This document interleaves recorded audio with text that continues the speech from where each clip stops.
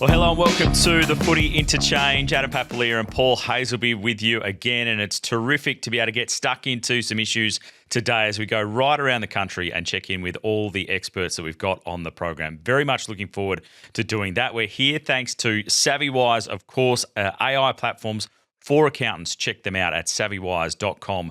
We've got a stack of issues to get into today, opening round being one of them. But Paul Hasleby, welcome to you, mate. Great to be chatting after a full round of fixtures. Yeah, good day, Paps. Let's hope it works out better for our two WA teams this weekend. We're back on home soil, but we've got to get a win on the board. And there's a fair chance by the end of the round we might have two. Yes, it's going to be particularly interesting to talk through the results there. But the biggest thing I reckon that's come out of the round is opening round teams v non-opening round teams. Justin Longmuir certainly put it on the agenda in his post-match press conference, which a couple of things to it. He got asked the question, so he just responded to it. It's not something he hasn't said before and the club hasn't said before. You were right onto this last week in talking about how it is a competitive advantage, you believe, to those sides that have played in opening round as opposed to the ones that haven't.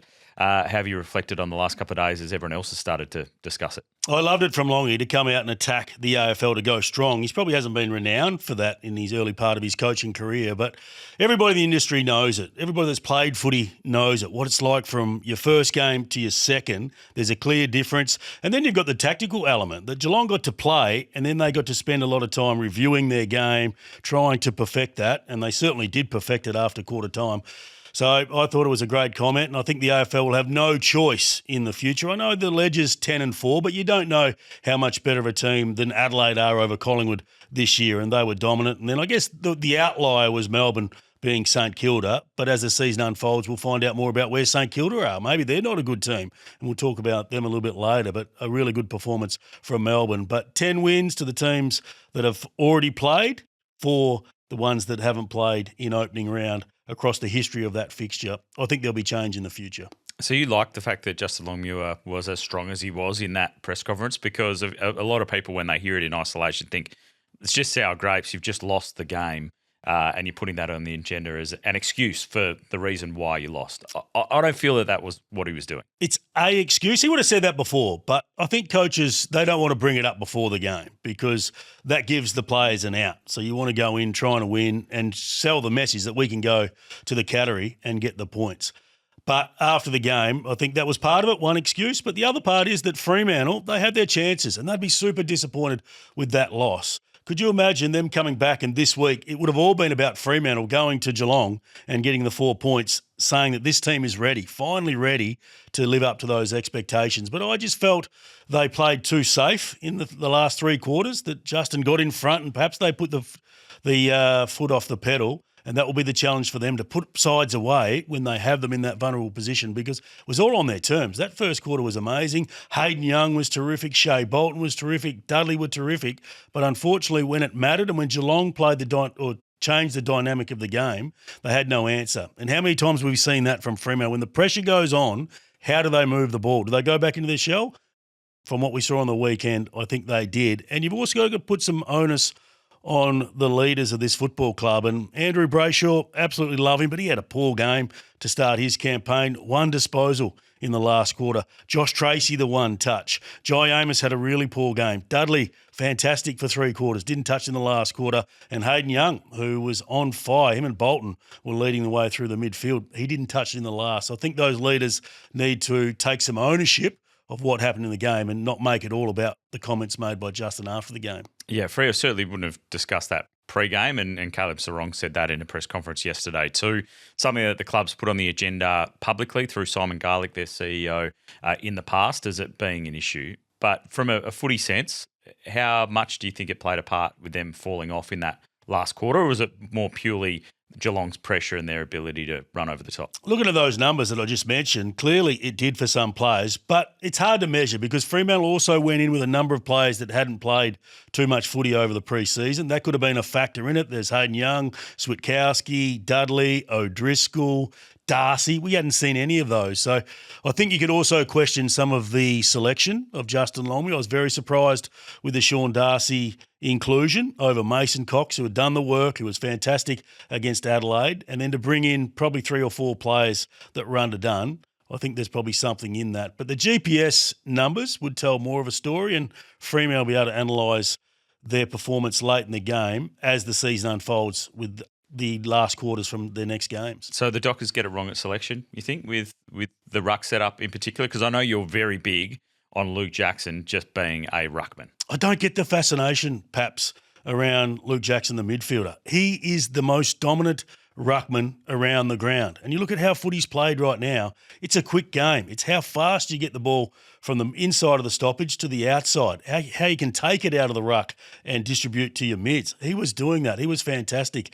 I just don't understand why they're looking to bring in the other rucks when you've got one in that position. And by playing him in the ruck, then you can have a better mix through the midfield. And the Dockers are going to have a lot of mouths to feed this year from a midfield point of view. Bolton needs midfield minutes. We saw that in that game. Hayden Young's going to need to go through there as well. And we talk about Murphy Reid and his progression. He's going to need it. If you have to play Jackson in the midfield and Darcy or Cox as the ruck, it's going to take away from that. I just don't understand it. The rhetoric has been there over the last 12 months. And I think the rhetoric is there because they've got the other rucks. I think it's time to change the mindset and say, no, he is our number one. Let's find the right player that complements him. And I think right now that's Mason Cox, because he can come in, he can actually change up the midfield mix with his taps, but he can also help in the forward line. And you can't tell me he wouldn't have played a part on the weekend with Jai Amos, whose form's becoming a bit of a concern, where he could have gone forward and given him that long outlet target. So you're making the change this week up against Melbourne, Luke Jackson's former side, up against Max Gawn. You're bringing Mason Cox in at the expense of Sean Darcy? I guess there's probably only two players in the comp that you need support for Jackson, and that's Max Gawn and probably Tristan Cherry, the other one. Outside of that, I think Jackson can be the number one, but this would be the week to bring in somebody that can go with Jackson around the ground, but also in the ruck. Nobody can go with Darcy couldn't go with Max Gawn around the ground, and he probably can't go with him from a hit-out point of view. But I think the Jai Amos concern that we're now in year 4 with Jai Amos, and he's still not doing enough. So Fremantle either got to make some calls on him or find other avenues for him to get involved in the game. I think a couple more weeks for Jai Amos. Yeah, it's not now. His upside is, good if they can get him back in form. He's a little bit down last year, but his best will complement the rest of that forward line. But if Cox was selected on the weekend, you would have made that move and tried that new look in the last quarter, wouldn't you? You would have put him into the forward line and maybe sat Jai Amos on the bench. But even Jai Amos at times having a look in the ruck, it might be the tonic for him. If you look at Jeremy Cameron, they've got similar makeups and body types. He gets involved with the game by getting up the ground and getting those possessions. Maybe Fremantle have to look at a different avenue for Jai Amos to get involved. We'll talk a little bit more about Freo and West Coast when we chat to Eliza Reilly a little bit later on in the program. We are going to get right around the country, but for the tribunal, it's going to happen. Whenever people may be listening to this, we might have a result already, but Scott Pendlebury going up to the tribunal for the first time in 427 games or whatever it is. It's going to be a fascinating one. The one I don't like is people already suggesting the good reputation excuse for pretty getting good though, isn't off it? of the tribunal. It is. No, and but if you need anyone, consistency. If anyone was going to be justified in having it, it'd probably Scott Pendlebury, given the amount of games he's played. I just don't think it should be a thing. Yeah, if you've done the issue, if you've done the incident, you get judged on that. You don't get judged on whether you haven't been suspended before.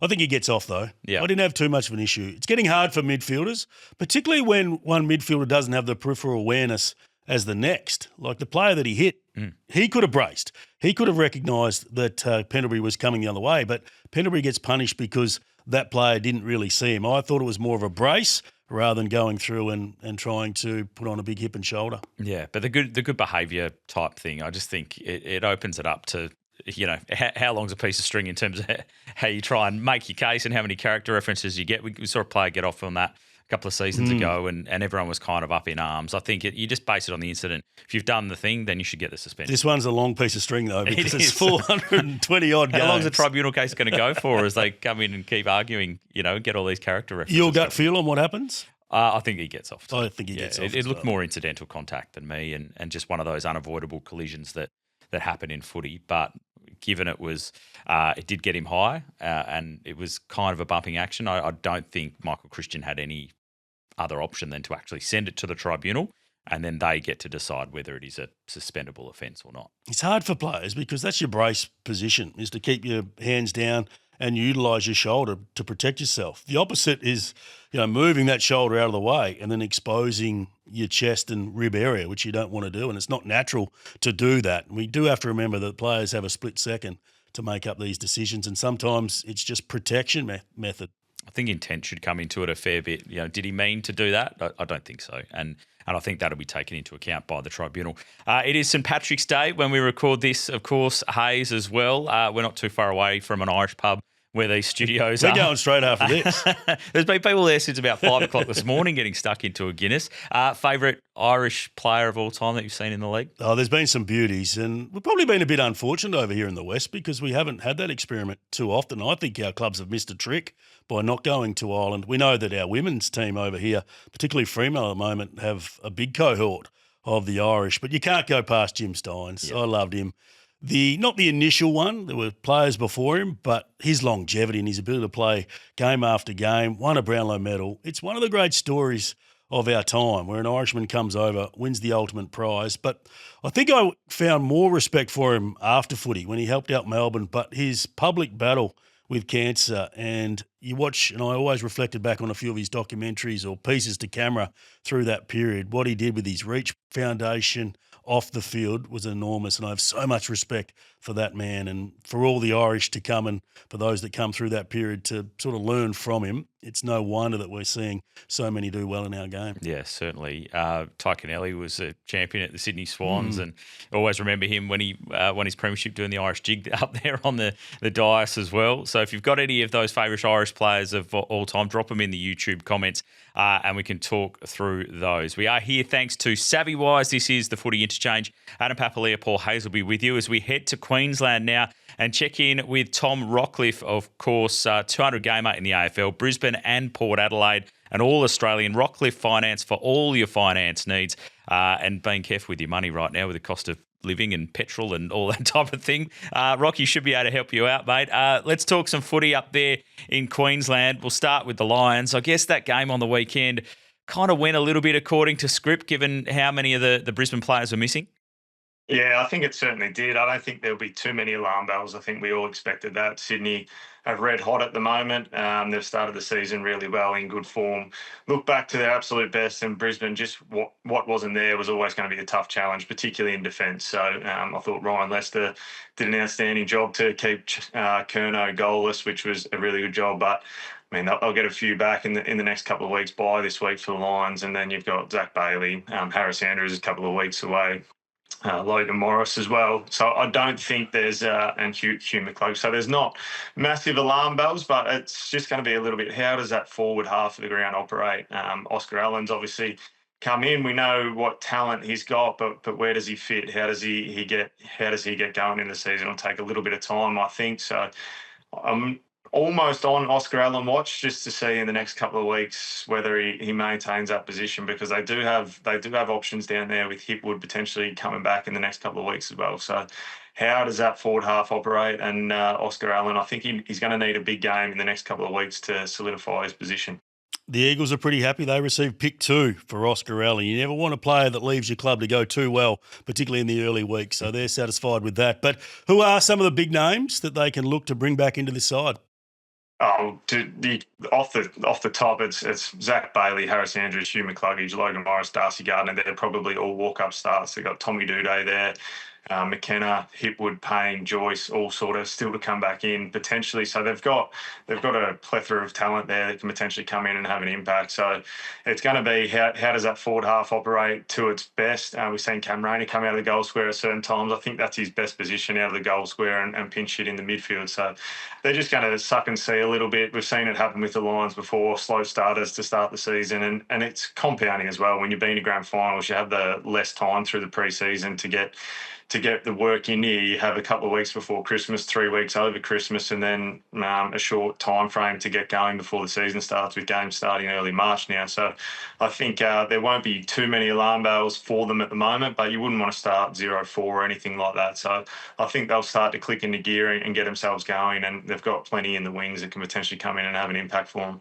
Yeah, I think with the wildcard round now in top 10, any side that came up against Brisbane, if they were to finish that low, would be very, very worried about what they can do come September time. The Gold Coast Suns, they did the job against West Coast. They blew it out pretty early. They didn't really keep the foot on the pedal, it didn't seem, though, in that game. Yeah, they certainly took the foot off, and we even seen that the week before against Geelong. The first three quarters against Geelong was probably the best footy we've seen in opening round, and then they let Geelong come back. So they were 80-odd points up at three-quarter time in that game, and then on the weekend they were 70, 65, 70 points up at half-time against West Coast. And to West Coast credit, they were much better in the second half. They lifted their intensity around the footy, 27 tackles to 6 in that third quarter. So West Coast, I think it's easy to say that Gold Coast took their foot off, but I think West Coast were better. But for good teams and where they want to get to, you would have loved to see the Gold Coast have their first 100-point win. They'd set it up in that first half. They've never done that, and they had them there for the taking, but they took their foot off somewhat. So they'll be disappointed with that the last couple of weeks. They're a little bit not as bad as Carlton, but they're a little bit like Carlton, where they start fast, particularly in the first quarter, first half, and then have a tendency to take the foot off the gas. So for their aspirations and where they want to get to deep in September, they've got to learn to play those four quarters out. So, they'll be happy with the performance, but I'm sure there's still plenty to work on coming out of that second half. Is Jed Walter a part of their plans? He's not in the forward mix-up at the moment, and we did have a report over here that West Coast, one of the clubs that would love his services, he's lived over here in the past. What needs to happen for him, firstly, to get back into the side, but as the season unfolds, for him to stay at the Suns? Yeah, well, I mean, it's going to be what that forward structure looks like. And yeah, I've seen that article today that there's a pull, or yesterday was it, back to West Coast. I think he drove through Victoria once as well, so he might be a lure to go back to Melbourne as well at some point. But how does that forward structure? I don't think Reed's the answer for them at the moment. He's an almost player. He gets his hands to a lot. We've seen with that, whether Walter, he missed that week with suspension, I think he's still in their best. What it looks like in that forward half, I think Big Witsy's one of the premium ruckmen in the competition, and it's an oversight for the competition that he doesn't get talked about in high regard. He was outstanding on the weekend. So who's that second ruck for him?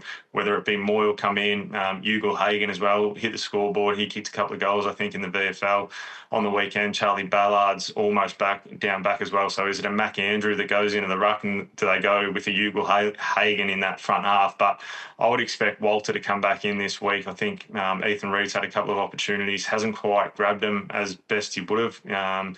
So there's still probably a little bit of suck and see to how that forward half of the ground works. Bailey Humphrey potentially comes back in as well. So they may look a little bit smaller in that front half because they've still got marking options with Petrarca, his ability to go forward and impact the scoreboard as well. So Gold Coast is still working out how the front half of that ground operates best for them. On Christian Petrarca, has he got 6 Brownlow votes already? And how surprised are you with the immediate impact? Well, he definitely gets 3 in round 1. He had 3 halfway through the first quarter. He had 3 goals. I mean, he's an absolute star of the competition. Looks like he's really happy off the field as well. I did the votes for Triple M on the weekend. I actually gave it to Big Witsy. I thought 51 hit-outs, an enormous amount of hit-outs to advantage. He made all his midfielders look really good. Had Petrarca kept going on, he may. But, I mean, ruckman typically don't get votes. I mean, Max Gawn does, but I don't think Witts will get 3. So Petrarca, they get the stat sheet. They may see that he kicked 3 goals and had 20-odd possessions, so he might get the 3.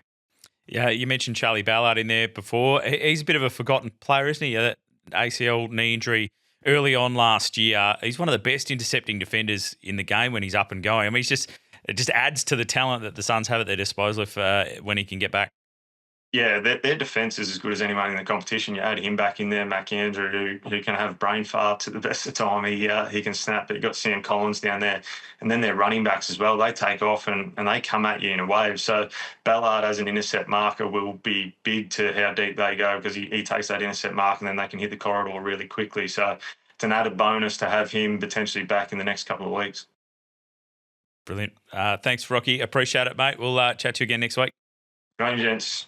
Tom Rockliff there from Rockliff Finance for all your finance needs. Who's going to be the better Queensland team this year? Hayes, Gold Coast or Brisbane? Well, when Brisbane get their full lineup back, they'll still be hard to beat. But you don't want to drop too many, and there's always a risk at the early part of the year, I think, for those that play in the grand finals because they don't have the same sort of build-up and the extra month of training that the others do have. So they'll get it right. But the competition also looks closely at the best team. They do their homework, and once one just unlocks how to beat them, the others go to school on that. But been impressed with Gold Coast and Petrarca. What a story. They paid a lot for him, but he is delivering, looks happy. You know, for a long time, it was Bontempelli and it was Petrarca number 2, probably for a 3-year period. Yep. I think he's right back there. Yeah. And Bont's probably got 5, maybe 6 votes out of the first couple of rounds.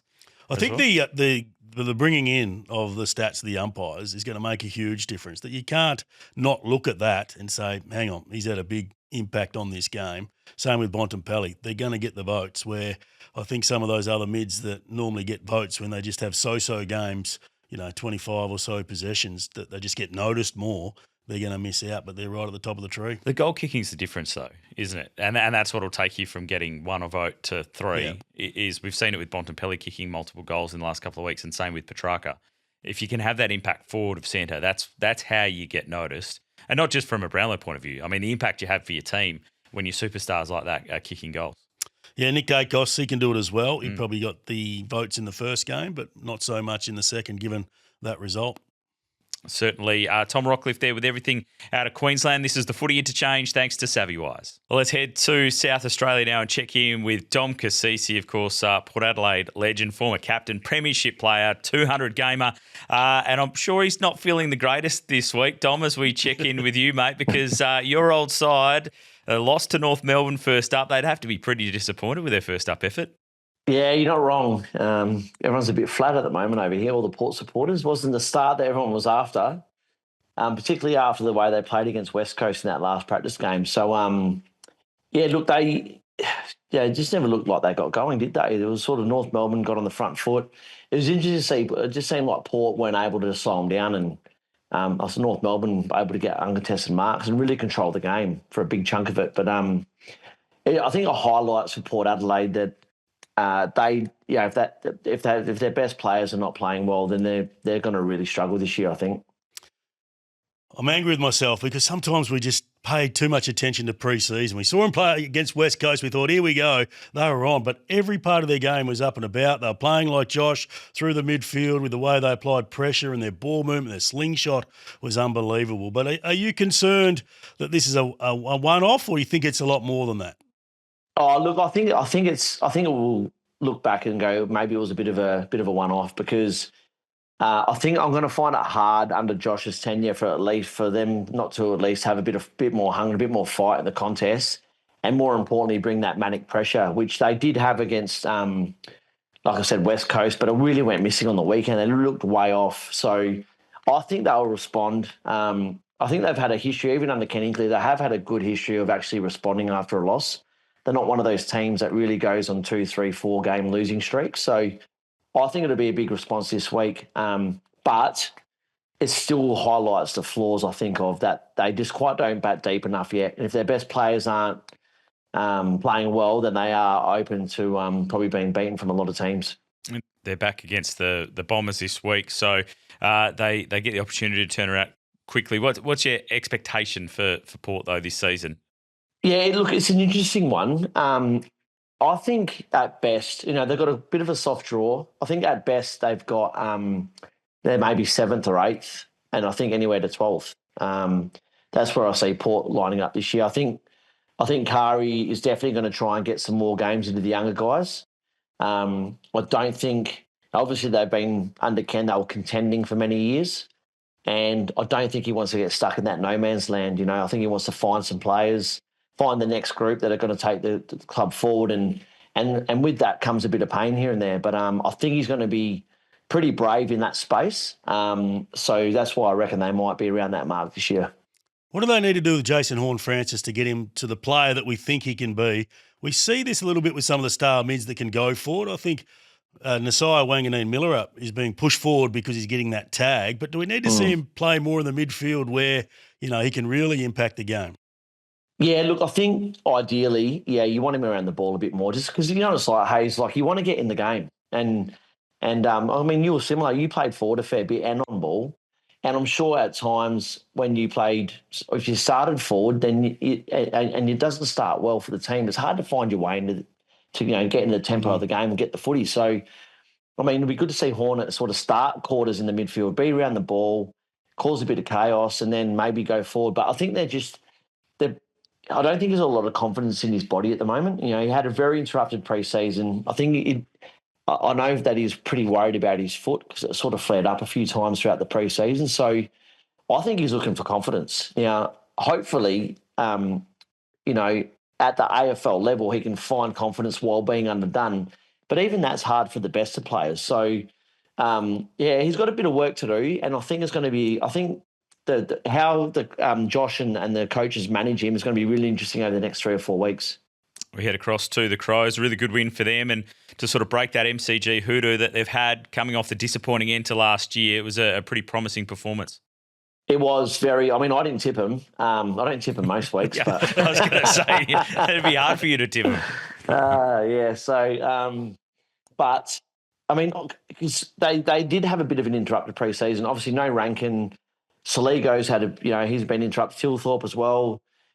So that, over here there was a bit of a feeling that maybe they're not going into the season cherry ripe, but that they got too much talent that they're not going to be a very good team come the end of the year. But I thought they might have just got a bit of a slow start.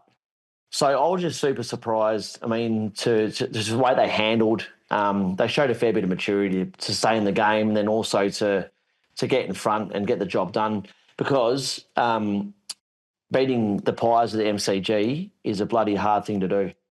Take on the Western Bulldogs this weekend, the informed team in the competition. Rankin back, which will help through the midfield. But how do you see this one playing out?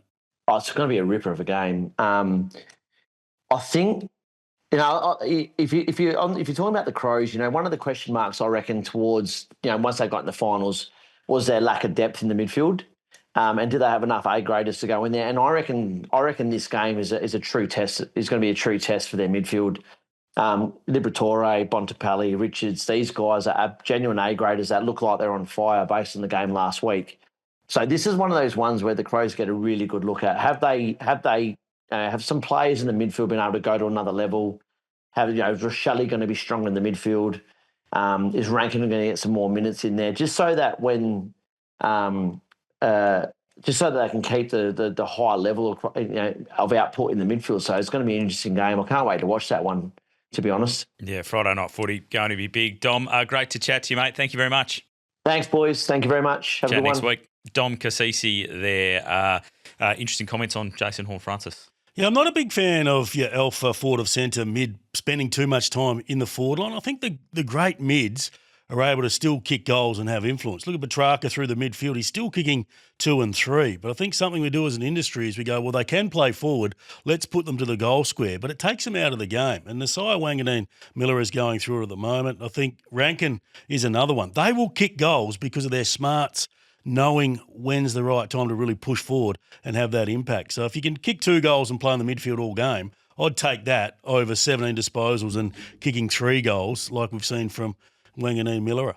That was Dom Cassisi there in South Australia. As we head now to New South Wales and check in with Cal Sinclair, former Sydney Swan and West Coast Eagles ruck. And Cal, some pretty disastrous news really for the Sydney Swans with Errol Goulden. We know how important he is, but out for 4 months with that shoulder.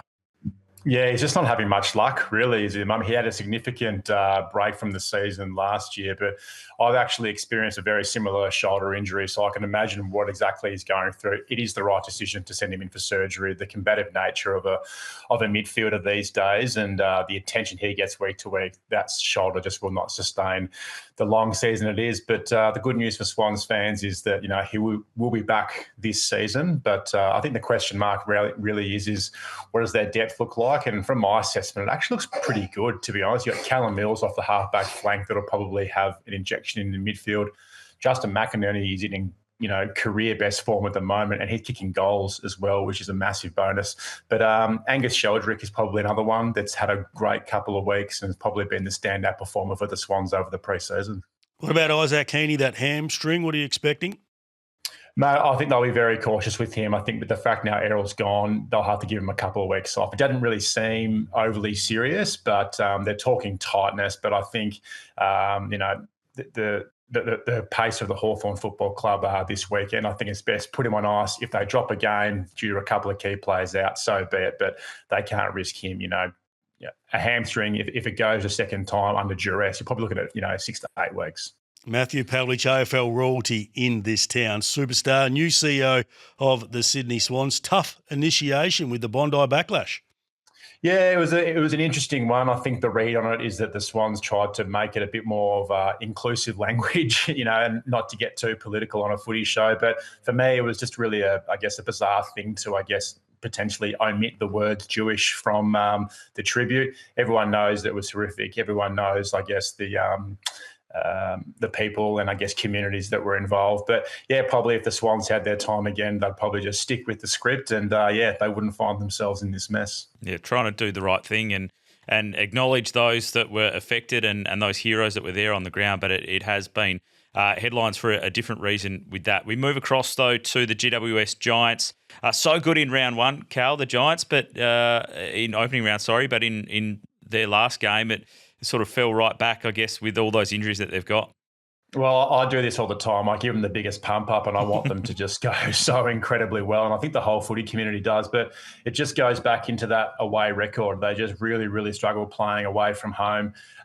Their style and game plan does suit, Marvel Stadium. And the reality is, guys, I'm sure you would agree, the Bulldogs aren't an 81-point better side than the Giants. So they clearly just didn't rock up to play. You look at the stats sheet, their Bulldogs' 3 best players, Norton, Darcy and Bontempelli were the 3 best players on the ground. And you look at the best players for the Giants, they just weren't seen. Green, Cagnilio, Hogan, these guys just literally didn't show up on the weekend. Pretty disappointing. I think Adam Kingsley would, given that spray he gave the guys last year, I think I hope they got footage of what he did on the weekend.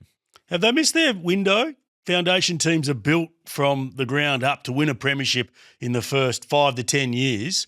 Where do you think they are with their premiership window? I think their best 22 can easily match it, but I think once they get a couple of injuries, the Giants just completely fall away. I reckon their depth is a massive problem. So particularly when that forward line, when they're fit and healthy, they're ready to go. It's they've got a little bit of depth there, but their supply, when their key players aren't playing well in the midfield, it just really, really dwindles. And I don't really think they've got too much depth in the midfield running around the VFL. Their defence, I think, strong, but their top 25 are very good players. But I think after that, it dwindles pretty quickly. And as you guys would know, to compete at the top end, you need probably 30 to 32 players in really good form. I love their CEO, Dave Matthews. Always something to say. Not happy with a $2 million contract, believing that teams that pay $2 million are no chance of winning the premiership. So having a bit of a crack at St Kilda, who've had a crack at the Giants in the past, but also floating the idea of playing some overseas football. Yeah, I reckon it's a great call playing overseas. I heard something the other day that potentially in the 2032 Olympics that they're going to try and, have some AFL representation games. I wonder who'll win the gold medal in that tournament. I don't think it'll be any surprise that the Aussies will take home gold. But, I don't know if the Giants are the right team for that. I think when he floated, Giants playing in India. Apparently the Giants have got ties to cricket. I think you're running a long bow there. But I think, to play games overseas, I think is a great call. But in saying that, they're probably just trying to, compete and follow the NRL with what they're doing in Vegas. But all for it. If it grows the game, great. But you don't want to have a shocking loss over there. And it's a long flight back to Sydney if things don't go to plan on those trips. Certainly will be. Cal, appreciate your work, mate. Chat soon. Thanks, guys. Cal Sinclair there talking all things in New South Wales. Hayes, if you're picking a country to go to, there's been floated about playing a game in England around the Ashes. It's been floated about going to India. We know that Andrew Dillon's been over there. The US has been talked about for a long time. We've been to New Zealand before. Can we go back to New Zealand? Been to China before. New Zealand's probably the one we have the best chance with because we're very similar in the way that our culture is. But they love their rugby over there. They want the bigger markets, the AFL. Yeah, they do. That's China. what they want. India seems to be the one. There seems to be a bit of a groundswell of support over there that they do have some competitions that are running. You'd love to crack the American market, but it's not going to be easy. And I don't know, is it just better to have an understanding that it's not going to work overseas and just focus on what we've got here because it's expensive to do some of those activities and it's a 10, 15, 20-year plan sometimes to pull them off. To try and get it going. The way they try and look at it and justify it is, if we could even get 0.5% of, a big country in terms of viewership and eyeballs and sponsorship, it means a lot more than what it does in getting, people here in Australia, because it's a much smaller market. So can you get that? They crunch the numbers, but I don't think it actually adds up in terms of the resources it's going to take you to try to get there. Can you get the big numbers without having a team from that country? And is that the overall goal? Like, if we're 25 years down the track, do we want a team coming out of India that's part of the competition? I'm not sure that would be feasible. It's already a long way to travel to Perth, and we talk about all the disadvantages. Imagine travelling to Asia or India. And as much as I love the Olympics and I love Aussie rules, that should not happen at all. How long does it take to get citizenship overseas with some countries? Because I've always wanted to be an Olympian, perhaps. It could be time now. Go start training now. Go live somewhere else. And we have Joe Burns, qualify. I think, in cricket. Yes. Played with Italy or qualified for Italy, but then wasn't selected. Yeah, we've seen a little bit of that with some of the players going through the Netherlands that have been in Australia before. I think it's all a bit pie in the sky type stuff in terms of those overseas games. But if we can get on the trip to broadcast it, I'm all for it. That's what's going to determine my opinion on it. Let's get to Victoria and have a chat to Drew Jones from Fox Footy. Of course, AFL tonight, Goat Fantasy for all your fantasy news. He's on the road out there covering a big story today, I'm sure. Drew, where are you out and about and headed to today? Yeah, g'day, boys. Just been at Essendon today, so apologies I couldn't get into the studio for the chat. But yeah, I'm a working man. I'm out on the road. I'm doing things. When you were looking at Essendon, are they a big club? Did you see a big club when you went to training today? Because some suggesting they're no longer a part of the Big Four. What an interesting talking point from Jack Riewoldt. I think Essendon have always garnered attention in a crowded media market here in Melbourne and across the AFL. No matter what they do, win, lose or draw, we're always talking about them. And I think that probably gives you your answer, is that we always care about what Essendon are doing, and that probably means they're a big club and they draw massive crowds. They're playing on the big stage, big occasion. But when you think about the fact that they haven't won a final in so long and they haven't been a consistent force at the top of the table, their grip on relevancy is, at the moment, slipping, and they're only hanging on to it because that they're bad.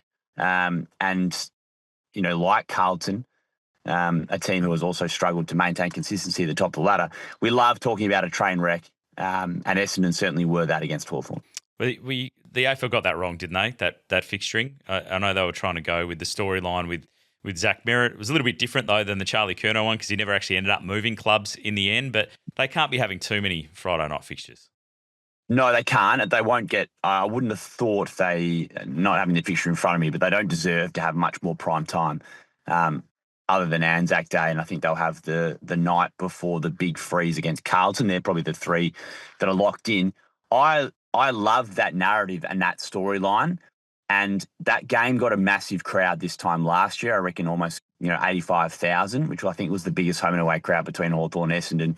You've got that beautiful moulding of the old school rough rivalry line in the sand with the new one with Zach Merritt, but Essendon just aren't good enough to make it a spectacle. And the first quarter was entertaining, but for the rest of the game, it was a bit off. But there was a general malaise in terms of crowd numbers for those old school Victorian club fixtures. It was disappointing crowds both Thursday and Friday night, and probably speaks to the fact that three of those four clubs have been struggling results-wise recently. And then we talk about the fact that members had to get their own ticket and pay a bit extra to go to the game. So there's a few things bubbling away there, but no doubt that was a very disappointing performance from Essendon and not a great contest.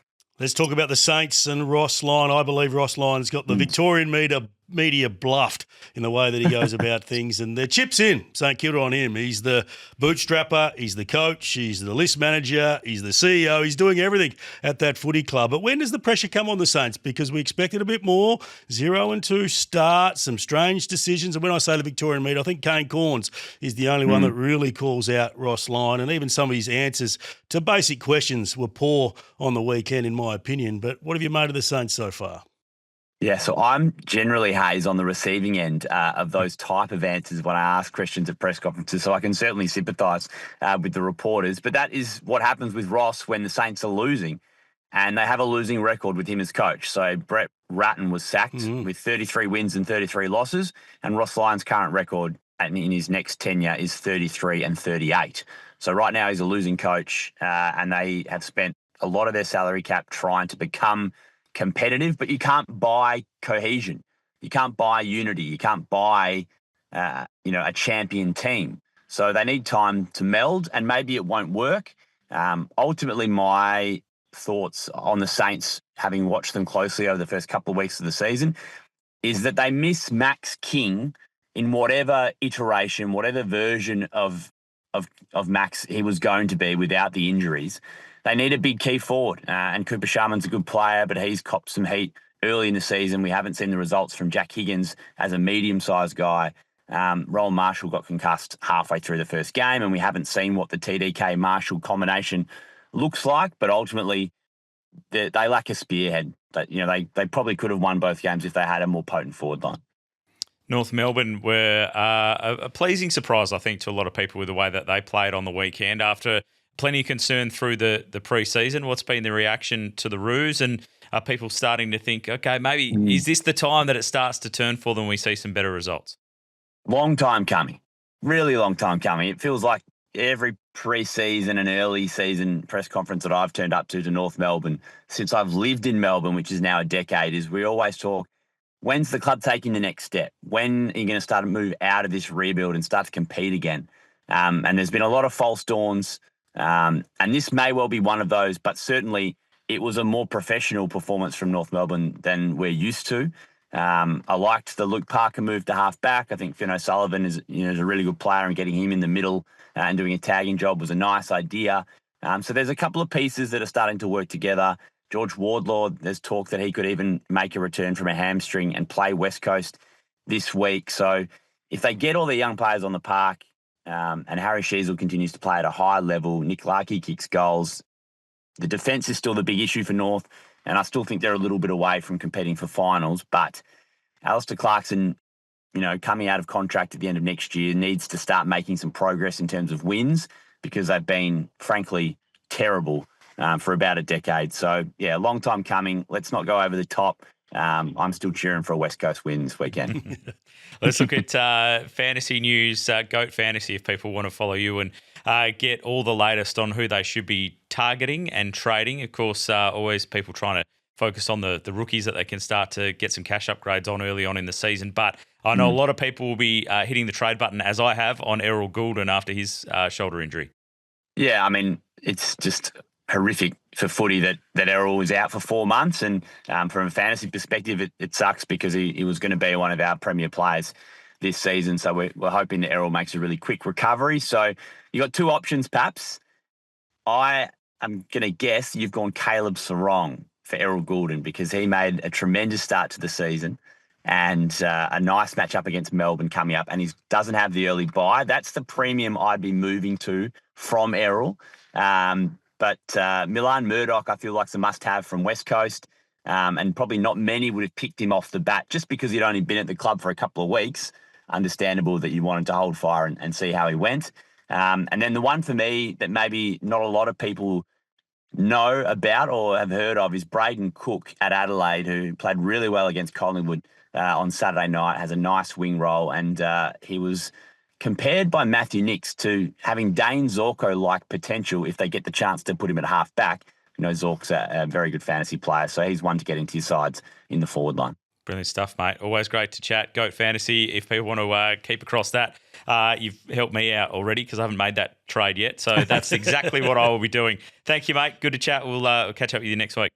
On you, boys. Take care. Drew Jones there from Fox Footy, AFL Tonight, and Goat Fantasy as well. I want to talk about St Kilda and Ross Lyon. What's your opinion on how he handled that situation with Wanganeen and Miller spending so much time on the bench after playing forward, and just his inability to answer a straight question in the press conference? That's not unusual, though, is He's it? a great deflector, but at what point do you start calling him out 20 on years. that? And should he have these roles within the football club? It's fraught with danger if they get this wrong. We're talking about if they get it wrong, the setback could be enormous. To put all your faith in one man who has a past of taking control of a football club which hasn't been healthy all the time, it's a big risk. It can be. I think, obviously, we're 2 rounds in. They've lost the first 2. Against teams that we probably think would probably be bottom half. Yeah, thinking that they could have beaten. Collingwood's a bit different maybe than than Melbourne. But for the Saints, we need a little bit more sample size, I reckon, before we actually get to that point. As Drew said, like they've got to figure out with those new recruits coming in what they're actually going to look like. But if they're not banging down the doors for finals this year, it is absolutely going to ramp up. Just on those recruits, though, you look at a few of them and you go, well, Liam Ryan, he wasn't setting the world on fire here, was he? He was struggling a little bit. He hasn't been the same player for 3 years. In a tough team to play forward in. Yep. You've got Silvani, who had one pretty good year as a defender. Yep. TDK, we know, is going to be a pretty good player. I'm a believer in that one. Probably overpaid him. But Flanders was kicked out of the back line at Gold Coast, where Hardwick said, no, I don't want you to be part of my defence. So couldn't fit him in the midfield, so I had to put him at half forward. He's an accumulator. But in this day and age, do you want an accumulator or do you want somebody with maximum damage? So I don't think they've brought too much in. I think the improvement's going to come from some of the younger kids if they are to get there. Max Hall's been good to start Hall's the been season. fantastic. He looks like a really good player, and they want more out of Nazai Wanganeen-Miller, given the high price tag and his reputation. But obviously teams are going to put more attention into him this year. So that's going to be the big thing for the Saints as they try to figure it out. Just on North Melbourne, I'm a believer. For the first time, I'm actually listening to a bit of their rhetoric, listen to a bit of vision of the captain before the game talking about role. Yep. And this is a team that's been built on superstars. And I think in the past it's about what can you do individually. For the first time, I'm actually a believer of the language coming out. I think there was also some vision of Alistair Clarkson after the game and really highlighting the little things, the role players, the team things. And when I see that, I have confidence that they have the talent to obviously fulfill that. If they can have somebody stand up in defence, I think they've turned the corner. They don't win two in a row too often, North Melbourne. They come across to WA as we focus in on Western Australia. Thanks to Mandalay Holiday Resort down there in Busselton. What a place to go for a holiday. If you're thinking particularly taking the family anywhere, make sure you think of heading to Busso and heading to Mandalay Holiday Resort. It is right across the road from the beach. Perfect, just go and catch a whiting out there in the evenings. Haze, very Taylor nice. off the jetty down there too. Yeah, down off the jetty there, absolutely. Swum around that jetty bit once. of squid as well. You're doing a swim this weekend, aren't you? Yeah, Port to pub, so off to Rottnest Very nice. this weekend. Just something to do, have fun. Busso jetty swim's always good every weekend. But if you're looking for a down south escape, these upcoming school holidays, they do have some availability. Check out mandalayresort.com.au to get down there and make some memories down there at Mandalay. They've got the big water slide and the pools, and it's a great place. I love taking the kids down there. We check in with Eliza Reilly from Code Sports to talk all things Western Australia. Eliza, great to chat to you as always. We spoke a bit about it off the top with Freo around the comments from Justin Longmuir, opening round versus round one teams. What's been the wash up in your opinion? Yeah, it's exploded really, hasn't it, in the wake of those comments on the weekend, and I'm sure you guys would have touched on it, but just to preface it all, it was obviously a question that Justin was asked during his post-match press conference. He responded, and now everyone seems to be talking about it and whether it is a competitive advantage that Geelong played the week before. And the AFL fixture is uneven. That's the thing we know every single year. It doesn't matter how you spin it, what rounds are called what. There's always going to be inequality to the fixture. But something that was an observation and something to watch, I think, in the next sort of few weeks is just sort of the impact of their new head of performance at Fremantle, Adam Beard. And obviously, we need to see way more of a pattern before we sort of read a bit more into it. But they've been speaking a lot about the Dockers this pre-season, sort of their new weights regime, training regime, how they're really putting a premium on sort of power and trying to match it with those sort of powerful midfields in the AFL, like Brisbane have obviously won the 2 back-to-back flags. Now, that's meant, doing less weights in the gym, less exercises rather, but doing them heavier. And I think, it's going to be, time will tell whether it's come at the expense of endurance, because we know Fremantle 5 times last year, trailing at three-quarter time, came from behind to win games and prided themselves on being one of the fittest teams in the competition. So Caleb Sarong spoke really well yesterday at his press conference and said it wasn't a physical thing. You look at round one last year and a lot of guys were cramping up. That didn't happen against Geelong. So he sort of thought it was a mental application that the Dockers were lacking. All right, I want some honesty from you here. Were you in the Milan Murdoch camp prior to him getting drafted? Because I think most people now are experts saying he should have got a chance 2 or 3 years ago. I haven't been screaming it from the rooftops, but my brother actually played footy with Milan during school. So I've been watching Milan Murdoch play his footy since he was sort of year 10 down at Christchurch Grammar School. And The story goes that the school sort of rang his dad, Sean, and said, hey, mate, I know, it's first 18. It's usually an 11, 12 sort of combined team. Your son's in year 10. We want to play him, but we're going to play him in the forward pocket because he's so small. Would you be okay with that? Would you be comfortable? And Sean Murdoch said to the head of phys ed at the time, that's fine by me, but I'm worried about the guy you're playing him on. I'm worried for his opponent.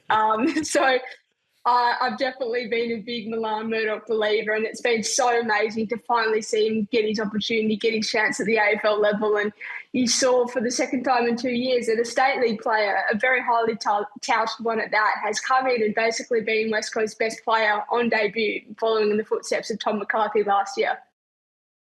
Yeah, it's quite incredible, actually, that someone was on the list for 2 weeks and comes in and has the impact that he does. It was his appetite for the footy and his excitement about being out there was absolutely brilliant and infectious.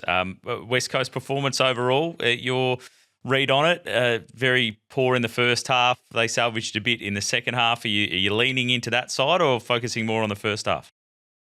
I think you've got to have a foot in both camps, don't you? Obviously, in the second half, there were some really strong signs from West Coast. They won the half by sort of 3 points in the end. Elliot Yeo sort of kicked 2 goals and looked like he was back and enjoying his footy again. You had Milan Murdoch, who was obviously a highlight. And there was a few sort of little signs where you think, okay, this is something that we can take into next week and see if there's a bit more evidence to suggest that West Coast have improved. But then you can't tuck away that first half and forget about it. It was pretty deplorable. There wasn't much to take away and like from that first half at all. So it's definitely a bit of glass half full and glass half empty.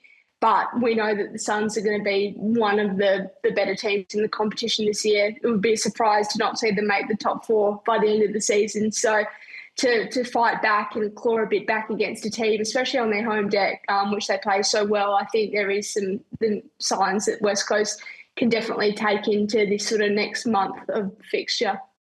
Down at Fremantle, the curious case of Luke Ryan. He didn't play on the weekend. He got dropped and then he had some illness. But what do you think's going on behind the scenes with Luke Ryan this year? Yeah, I'd love to know your guys' opinions as well on this, but obviously he was on 6PR last night. He revealed that he had COVID actually, and he was supposed to be the travelling emergency and fly over to Geelong and be on standby in case anyone went down in the days leading up to that game.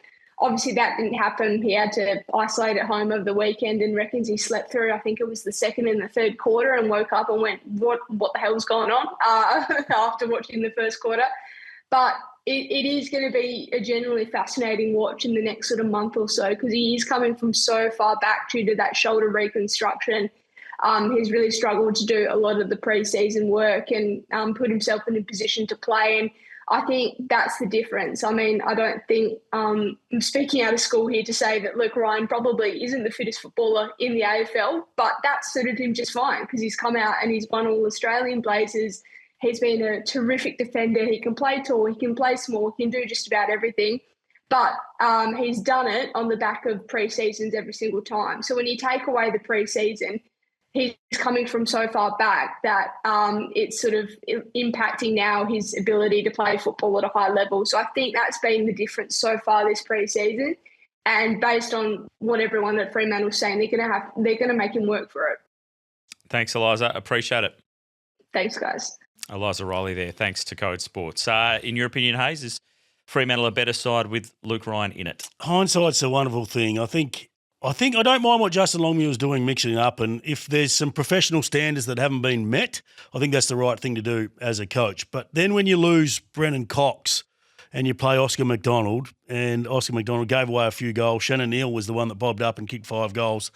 You know, he's given away some size if he has to have that matchup, talking about Luke Ryan. But in that instance, provided there's nothing too sinister from the professionalism standards, I would have gone the path of Luke Ryan. But I'm more than happy for Justin to have a look and explore what the ball movement looks like without Luke Ryan in the team, because I've always had an issue with Cox, Pearce, and also Luke Ryan moving the ball. I think you need more than just 3 or 4 that are creative players in defence. And even with Alex Pearce out in the first quarter, he spent most of the time on the bench. It's a smaller defence, and with that comes ball movement. And it's no coincidence that you get the best ball movement that we've seen under the tenure of Justin Longmuir. It was Heath Chapman who played the role on Jeremy Cameron for a fair bit of that game as well. The interesting thing with Luke Ryan now is, given he's been sick, it's going to take him a couple of weeks, isn't it, to probably press his claim again, because he wasn't able to play waffle footy last week. And Brendan Cox back available, I think, this weekend, so that will put a bit more pressure on him. So he's going to have to force his way back. And to be fair, if they go well without him and they're winning, which if you look at their run, they might be winning over the next 5 weeks, he's going to find it hard to get back into the side. Judd McVie, first hit out for him, still needs to improve some of that decision-making. I'm not sold on whether he is the player exactly what they need to take them forward and complement Jordan Clark. He's a good kick sideways, but he needs to be a better decision maker. There's a few handballs that came undone on the weekend. Just talking about Milan Murdoch, wasn't it fantastic to see? And I think sometimes what we see from AFL clubs, because they invest a lot in some of these players, they keep players on the list for a long period of time, longer than they should have. Like Noah Long would, if he doesn't get injured, we don't see Milan Murdoch. But I think West Coast need to be more ruthless with their decision-making around players that are on their list and have a clear understanding, more than just hope of whether that player is going to make it. I think they've still got 3 or 4, I won't name them right now, that I can see aren't going to make it at AFL level. Can they forecast that 12 months out? Even if that means they've got a contract wrong and they've got to pay out a contract to look around the state leagues, because the last 2 players, as Eliza mentioned, that have come in from state leagues have been significant for their club. And I think if I look at Milan Murdoch, to make it in the AFL, you've got to have something. You've got to be good at everything, or you've got to have something that stands out. And his leg speed, his driving of the legs and his intensity around the contest is something different. And I think going forward, if you're asking me who I'd take forward out of him and Noah Long, it's going to be Milan Murdoch. Do clubs and recruiting clubs look at what players aren't more than what they are a little bit? I mean, the slide on Milan Murdoch would have always been he's too small, like he's too short to play, which is, as a short person, is very offensive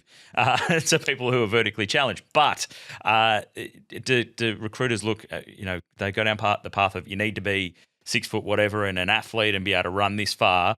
Whereas, I mean, you're a little bit the same. When you were a player, mate, you could get the footy and you knew how to play. And he could play tall. Thanks, Paps, for mentioning that with my marking. Marking. You're very good in the air with Paul Hasleby. But I think if you look at Milan Murdoch, is he big enough? Is he going to make it in the midfield? And I'm not convinced. I think we don't want to go too early on Milan Murdoch. I did see a number of times he had the footy and not much come of it. There was some missed handballs in that, and that's about adjusting to life as an AFL footballer with the extra pressure. So let's not go too early on it. But is he going to make it in the midfield? Was he going to make it as a standalone forward pocket? I think there was enough uncertainty to know for the recruiters to suggest that's why they didn't pick him up, because there was uncertainty. But he gets the go, he comes in, and it's the intensity and the leg drive that I love. And how much other talent is there out there that could potentially be found in the state leagues? There's our WA recap with Eliza Reilly. Thanks to Mandalay Holiday Resort down there in Busselton. If you're thinking about a getaway in our beautiful southwest, think of Mandalay Holiday Resort. Grab the family and take them down there for a trip. As we check in now with Steve Gravina to get our injury update, thanks to Frontrunner Physiotherapy. Steve, always good to chat, mate. We've mentioned it a couple of times through the show, but Errol Goulden, unfortunately coming off a nasty injury last year, now has that shoulder injury, which is going to keep him out for quite some time. A few people saying, or maybe with that type of shoulder, you can get back a little bit earlier, but the initial forecast is 4 months. Yeah, shocking luck for Errol. There's nothing wrong with his robustness, but he just cops these big traumatic injuries, unfortunately, which is part and parcel with the modern game. The force that goes into the shoulder to force to dislocate for a guy like that, generally there's a fair bit of high trauma to the tissue around it. So we saw that with Jake Waterman as well last year with a really nasty one. So, you go in for generally arthroscopic surgery where they'll try to repair the damaged ligaments and labrum, which is the sort of extended capsule around the joint, to tighten it all up and repair the damaged part of the tissue where the shoulder punched through it and dislocated. Sometimes if there's higher trauma around the bone, they might do some bone grafting. They haven't specified with this, and that actually allows you to get back a bit quicker. But if they're calling it 4 months, then typically that's going to be around the time frame with the soft tissue return. So he'll be, laid up for, 4 to 6 weeks doing minimal out of a sling within a couple of weeks. And then once you get through that sort of early soft tissue healing, you can get back to running and cross-training a little bit more, but the high-end shoulder function in footy takes some time. So you won't see that in training until, 8 to 10 weeks. And then you need a full, like a mini pre-season again, because he's missing so much time to be able to, pick up where he left off. And we won't see that till probably July. So long stint on the sidelines for him and really unfortunate. But that's the nature of the game. Steve, the new buzzword around the AFL is hamstring awareness. Are you a believer that that's a thing, or do you think it's the early signs or maybe a small nick with a hamstring injury? Yeah, so it's a bit of a fence-sitting call, mate. Usually you've either, done a low-grade hamstring or you haven't. And so if there's awareness, then you're expecting, within clubland that you've got a low-grade strain and you're waiting for confirmation on the scan. And I'm sure that's what would have happened with Isaac Heaney on the weekend. So, they won't risk rolling him out within 5 days for a game against the Hawks, knowing they've got to bye the week after, which then leaves him to being ready, I think, 20 days post-injury against the Eagles over here. So, for a low-grade hamstring or, sometimes you can get away with what they call a grade 0 hamstring where there's awareness and you feel something in the hammy but nothing comes up on scan. So maybe there's a little bit of trauma but not enough to show any signs of bleeding on the scan. But regardless, you won't see him this week and you'll give it a 3-weeker to get him back. Hayes was just telling me about his high marking prowess. Liam Ryan's hurt himself after taking that big hanger and landing on his shoulder. Pretty similar, the two of us. Yeah, you'd be able to talk more of this than me, Hayes. But unfortunately, that's the risk you take when you get that aerial spring like Liam, and we've seen it a number of times with him. And not the first time he's landed heavily, but unfortunately, when you land on the point of the shoulder like that, chances of having a little AC joint injury are pretty high. If not, just even a little, almost like a corky to the shoulder at the back of the shoulder blade. So fortunately, you could see that he could play through it. He was a bit sore. He'd be really sore the next day and won't do much training this week at all. Depending on the grade of the injury, you wouldn't have thought it'd have him missing this week. He's a pretty tough guy, and with the benefit of local anaesthetic injections, the guys can get through this and then manage it. I think if they've got 2 or 3 games before a bye, so likely is they'll manage it all the way through and then get a bit of a reprieve in a few weeks' time. But the really bad ones where if you can't show any function at main training, they'll play around with maybe some local that the captains run to see if you can do a little bit more. But if you can't get up for that, they'll miss. But I'd expect him to get up to play, mate. Brilliant stuff, Steve. Really appreciate it, mate. We'll chat to you again next week. Thanks, guys. Steve Gravina there from Frontrunner Physiotherapy in Osborne Park. Hayes, we've got to the end of the program. Been another big show. Look forward to this weekend. Hopefully our teams over here in the West register their first win. Yep, a double header at Optus Stadium, so good to have some footy locally live over here. But again, we'll be back again next Tuesday. But we are firing up the Footy Interchange Exchange. That is the People's Podcast, where you can get involved and ask a question to Hayes or myself, or just make a comment in footy, and we want to read them out and get you involved in this show. So make sure you drop them in the YouTube comments. You can hit us up on social media, or you can send an email through to the BackChat team and it'll make its way through to us. But the Footy Interchange Exchange dropping a little bit later on in the weeks, and that's the chance where we get to get you involved in the show. Thanks to all our contributors today. We've been here thanks to SavvyWise, savvywise.com.au. This has been the Footy Interchange.